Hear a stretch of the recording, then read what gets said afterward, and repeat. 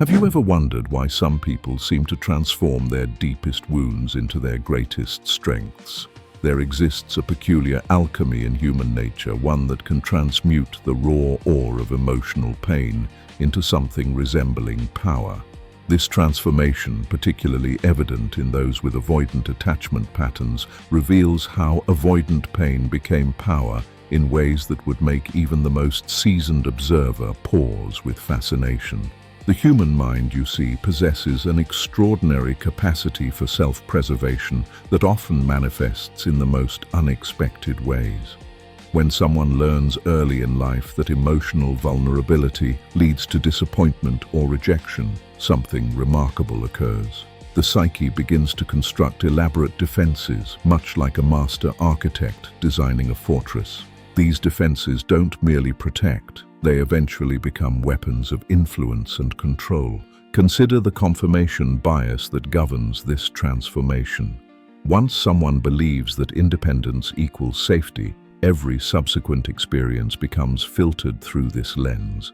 They notice every instance where emotional distance served them well, while conveniently overlooking moments when connection might have brought joy. This selective attention creates a feedback loop that reinforces their chosen path. Throughout this exploration, we'll uncover the hidden mechanisms behind this psychological metamorphosis. We'll examine how emotional detachment becomes social advantage, how the fear of intimacy transforms into strategic thinking, and how the very traits that once protected a wounded child can evolve into the hallmarks of apparent success in adulthood. If you want to better understand someone's attachment style, see the link in the description to one of the most popular books on attachment theory. The story begins with a young professional, much like Blair Waldorf from Gossip Girl might have been in her corporate years, though this tale unfolds in a different arena entirely. This person had learned early that showing need or vulnerability only led to disappointment. Parents were busy, emotions were inconvenient, and self-reliance became not just a skill but a survival mechanism. In the beginning, this emotional distance felt like armor. While colleagues stumbled through messy breakups and family dramas, this individual remained focused, productive, untouchable. The confirmation bias whispered sweet validations. See how much more you accomplish when you're not weighed down by emotional baggage. Notice how people respect your calm demeanor, your rational decision-making, your ability to remain unruffled when others fall apart. But here's where the story takes an intriguing turn. What started as protection began to evolve into something else entirely. The same traits that once shielded a vulnerable heart began to attract opportunity, respect, and yes, a particular kind of power. In boardrooms, this person's emotional detachment was mistaken for wisdom. Their inability to form deep connections was interpreted as objectivity. Their fear-based independence was celebrated as leadership potential. The transformation wasn't immediate, nor was it conscious.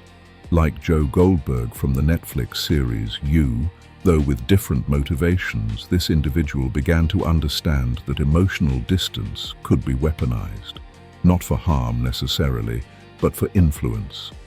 People began to project their own needs onto this cool, collected figure. They sought approval that was rarely given, creating a dynamic where scarcity bred desire. Yet beneath this newfound power lay the original wound, still tender, still driving every calculated interaction. The very pain that had been transformed into strength remained the hidden engine of every success, every strategic move, every carefully maintained boundary. Now, if you recognize these patterns in yourself or others, understanding how to navigate this landscape becomes crucial. The first step involves recognizing the sunk cost fallacy that often keeps people trapped in avoidant patterns. Just because emotional distance has served someone well in certain situations doesn't mean it's the optimal strategy for every relationship or scenario. The key lies in developing what psychologists call earned security. This means consciously choosing when to lower defenses rather than operating from automatic programming. Think of it as upgrading from a simple alarm system to smart home technology. The protection remains available, but now there's choice in when and how it's deployed. Start by identifying the specific situations where avoidance strategies actually serve you well. Perhaps it's during high-stress negotiations or when making important decisions that others might cloud with emotion. Acknowledge these strengths without judgment. The goal isn't to eliminate these capabilities, but to expand your repertoire.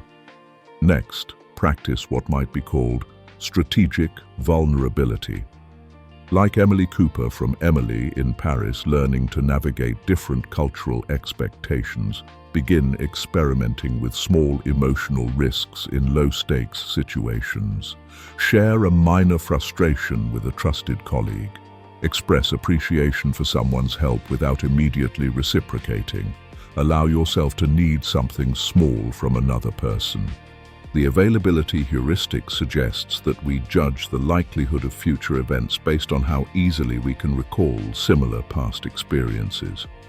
If your memory banks are filled primarily with instances where emotional openness led to disappointment, your brain will continue to overestimate the risks of vulnerability. Deliberately creating new, positive experiences with emotional connection helps recalibrate this mental database. Understanding the difference between healthy boundaries and defensive walls becomes essential. Boundaries are permeable. They can be adjusted based on circumstances and relationships. Walls, however, are rigid structures that block out both pain and joy indiscriminately. Learning to construct boundaries rather than walls requires practice and patience. But it's the difference between living in a fortress and living in a home with good security. Consider also the planning fallacy, which suggests that people consistently underestimate the time and effort required to complete tasks. In relationships, this translates to underestimating how much consistent effort genuine connection requires. Avoidant individuals often excel at the dramatic gesture or the perfect solution, but struggle with the mundane, daily maintenance that relationships actually require. The power that emerged from avoidant pain need not be abandoned. Instead, it can be refined, made more precise, and deployed more consciously. The analytical skills, the emotional regulation, the ability to remain calm under pressure. These are genuine strengths that the world needs. Remember that Love Quinn from the Netflix series You, despite her extreme dysfunction, demonstrates something important about the relationship between control and connection. True influence comes not from emotional manipulation or detachment, but from the ability to be genuinely present with others while maintaining your own center. The ultimate transformation involves recognizing that the greatest power lies not in avoiding pain, but in choosing it wisely. This means opening yourself to the possibility of disappointment in service of something greater than self-protection.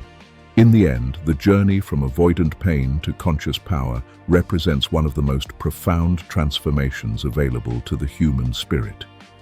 The very qualities that once served as shields against a harsh world can become tools for building something better.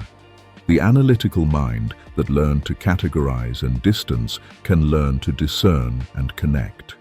The heart that learned to protect itself can discover that its greatest strength lies not in its armor, but in its capacity to remain open despite the risks. Your pain taught you valuable lessons about self-reliance and emotional regulation.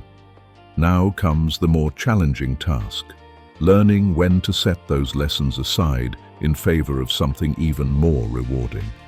The power was always there, waiting not in the avoidance of vulnerability, but in the courage to choose it consciously, strategically, and with wisdom earned through experience. Thank you for watching. If you want to learn how to better understand avoidance, relationships, and psychological biases, then subscribe to our channel, because you deserve beautiful relationships.